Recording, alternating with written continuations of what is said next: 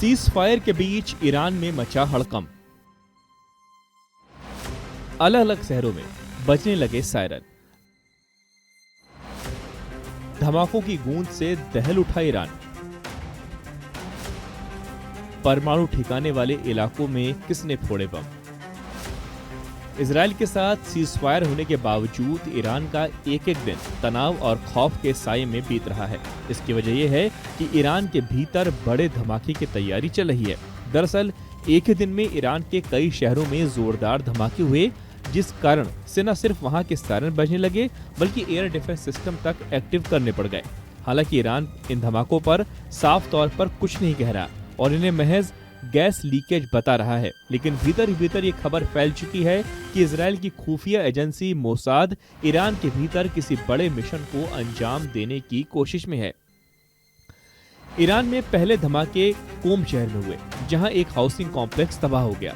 वहीं दूसरा धमाका तेहरान के खत्म उल अनबिया में हुआ, जहां भयानक आग लग गई। इस इलाके को खासतौर पर IRGC के इंजीनियर हेडक्वार्टर के तौर पर जाना जाता है।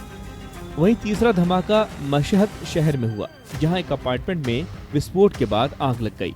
वहीं तबरीज का धमाका इतना जोरदार था जिसके बाद एयर डिफेंस सिस्टम एक्टिव करने पड़ गए, जबकि करज में भी धमाका हुआ और वहां आग लग गई। इसके अलावा तेहरान में सेना की जुडिशियल बिल्डिंग में भी आग लग गई। हर घटना एक पैटर्न में हुई और हर जगह टारगेट बने हैं सेना से जुड़े या सामरिक महत्व के ठिकाने।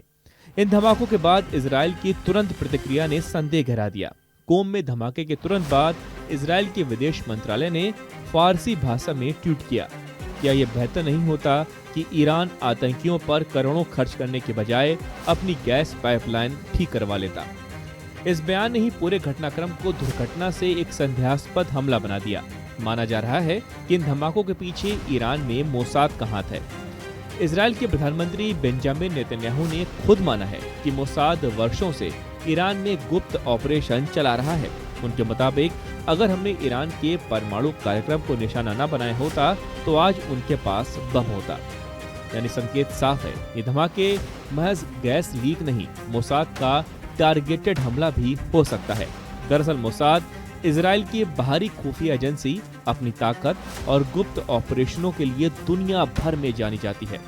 इस एजेंसी का एकमात्र मकसद इजराइल की सुरक्षा पक्की करना और विदेशी खतरे को पहले ही पहचान लेना है। मोसाद विदेशों में रहकर जासूसी करता है, आतंकवाद के खिलाफ ऑपरेशन करता है और ऐसे गुप्त मिशन अंजाम देता है जिनकी जानकारी आम जनता को बाद में ही मिलती है। मोसाद ने ईरान के न्यूक्लियर प्रोजेक्ट्स की जानकारी चुराने जैसे बड़े कारनामे किए हैं। ईरान में मोसाद ने गहरा और मजबूत नेटवर्क फैला रखा है। इसके एजेंट स्थानीय लोगों, वैज्ञानिकों और अधिकारियों के संपर्क में रहते हैं, जहां से वे महत्वपूर्ण सूचनाएं जुटाते हैं। मोसाद के हाई प्रोफाइल ऑपरेशन में ईरान के परमाणु वैज्ञानिकों की हत्या शामिल है, जो ईरान के परमाणु कार्यक्रम को धीमा या रोकने की कोशिश है। ईरान में मोसाद का नेटवर्क का जाल इतना बड़ा है कि उसे खत्म करना ईरान के लिए बेहद जरूरी हो गया है।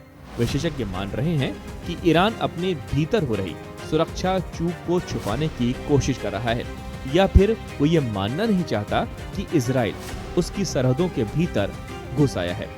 और इस छुपी जंग में मोसाद की चालें फिलहाल ईरान पर भारी पड़ती दिख रही हैं।